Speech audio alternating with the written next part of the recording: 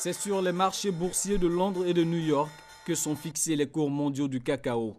Londres pour les fèves produites en Afrique subsaharienne et New York pour celles provenant de l'Amérique du Sud. Les acteurs du marché se donnent rendez-vous lors des 5 sessions annuelles de livraison des produits, à savoir les mois de mars, mai, juillet, septembre et décembre. Pour chaque session, le prix arrêté est fonction de la disponibilité du produit. Nous sommes en avril, on va dire qu'il y a une meilleure visibilité sur ce qu'il est possible de livrer au mois de mai. Mais dès le moment où on arrive en juillet, en septembre, en décembre 2017, en mars 2018, l'incertitude grandit.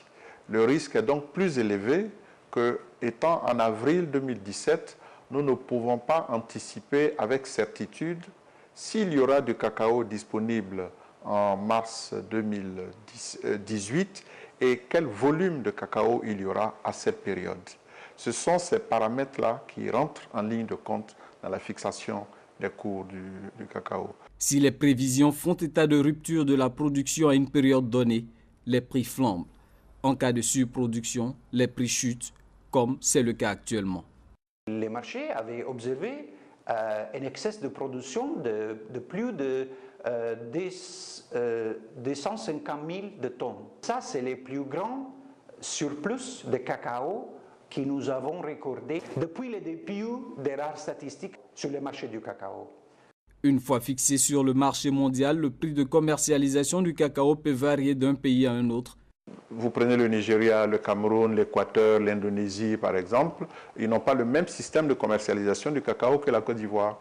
Donc dans ces pays-là, on ne peut pas les comparer à la Côte d'Ivoire parce que quand la Côte d'Ivoire a donné son prix, c'est un prix fixe, c'est un prix qui est garanti.